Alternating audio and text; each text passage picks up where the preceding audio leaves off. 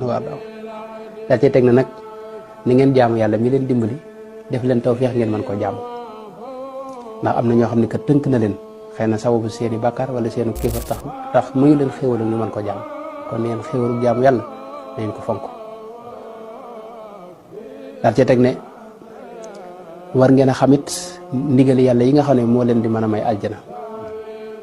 ndigal yooyu neen ko xam te ngooy ci su ngeen ko defee di ngeen texe adduna ak alaxira texe koo xam ne texe du ci topp mukk tere yàlla itam xàmmee leen ko te moytu ko ndax tere yooyu kat mooy lii taxa dugg sawara te ku ko moytuwut faw nga dugg sawara daal leen wax ne kat maa ngi leen di dénk seen yitte jëpp ngeen def ko ci ñaari mbir mooy ngeen xam li yàlla digle te di ko def xam li yàlla moytu ngeen di ko moytu di ko bañ a def